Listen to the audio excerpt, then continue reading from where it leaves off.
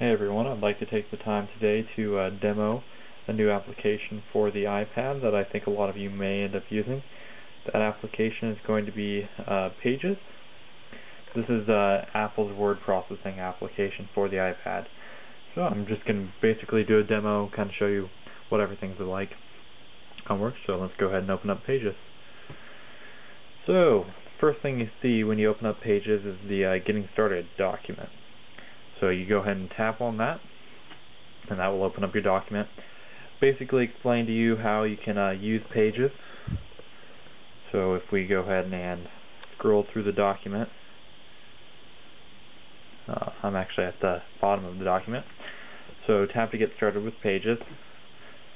You can go ahead and scroll through, get to know Pages, basically showing you what all of the features are, how to use the application. Working with objects, working with more objects, part 3, how to export your documents, and then sharing your documents via iWork.com so other people can download them, and then basically telling you now you can try Pages for yourself. So how do you go ahead and create a new document? What we want to do is we're going to go ahead and hit the My Documents tab, and then from there in the bottom, we go ahead and hit this little plus button, and then we can create a new document. So just like on the desktop environment, when you create a new document, you have several ways you can go ahead and templates, I guess. So you have a blank template, you have a modern photo letter, classic letter, you can do a poster, various different types. So it's much like the desktop application on your iPad. Let's go ahead and create a blank document. So one of the first things you might notice when you open up a new document, it's going to be the toolbar up here. It's going to be much like on the desktop. You have your body styling, so go ahead and hit the body, and you get title, subtitle, headings, subheadings. You have the options for bullets and captions. You have your center buttons here, as well as your ruler for your margins, and then you have your italics, bold. One thing I haven't found yet is font. I think that might be under Info, List, Layout. So you do have your line spacing and layout. I haven't figured out how to change the font just yet, so that may have to come in another video, unfortunately. So let's go ahead and start like we want to do some notes for a class or something. So I'm going to change it from body to title. So I can change the text to title. Go ahead and click outside, and let's say I want my cursor to be centered, so I can title my notes. So I can go ahead and type notes, hit return, hit return. I can change that back to the body, so my font will be a little smaller. Once I have body selected, I just tap outside, and I can start taking my notes. Type away. The quick brown fox jumps over the lazy dog. Just a way to use every letter. So now that we have our notes typed up, let's go ahead and look at the ways to actually export that. So let me go ahead and open up that document. What I did to get to that page, I just hit the My Documents button up there, and that brought me back to all of my documents. So there's my notes right there. Let's say I want to email that to myself so I can print it out or something. I can go ahead and hit the little export button there, and I can send it via mail. Let's say that my computer I'm going to be sending it to is going to be a Windows computer, so I can actually have the option to send it as a document. I'll create a document and open up my mail application. The document's right there. I have my subject, and then their email, and then the to field. So go ahead and type in my email.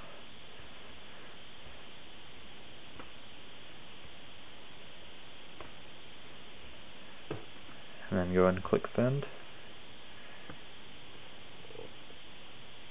So the document's been sent. Now if I go over to my computer over here, I should see that in my inbox.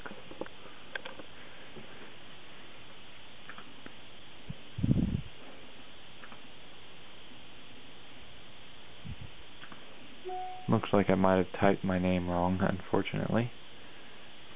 Failure notice. Let me try. Yep, I typed in my email wrong.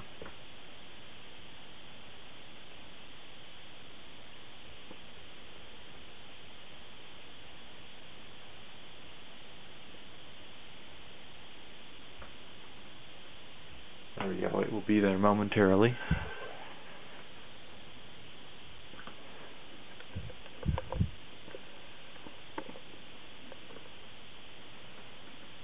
So there it is right there. I have my blank document. You can go ahead and open that up. Pages on the desktop environment is going to open up, and there you see I have my notes. So let's go ahead and look at sending a document to your iPad. So let's go ahead and find a document that I want to send. So go to my documents, and then I will go to let's go to Pages, Documents. Here's a letter I wrote to the Better Business Bureau. So say I want to email that to myself. New message. I can go ahead and type in my email.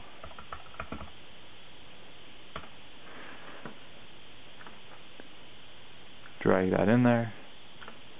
Send that out. Going back over to the iPad.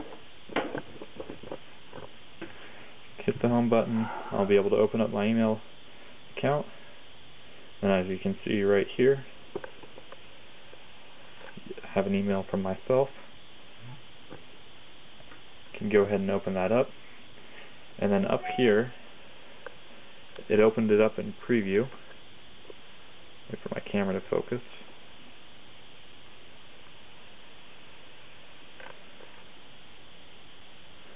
See if I can help it out there a little bit.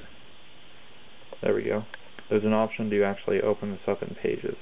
Let's go ahead and do that. Pages is opening up. It's importing the document. So the document's now been imported.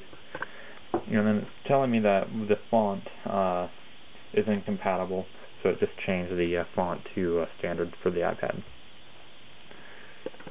And then there's the letter, and I can go ahead and put in my cursor, say that I don't want some of that text.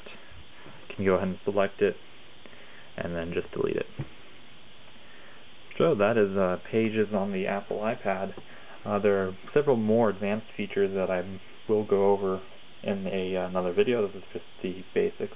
So far, I think it's going to be a very useful application, especially for taking quick notes. The bullet features work pretty well. Overall, I think it's a pretty good application. My one main complaint, there is no way to actually print from the iPad.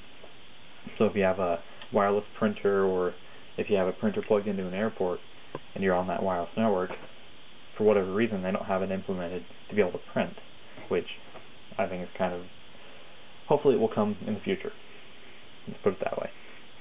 So thank you very much for watching, and I will have a more in-depth video.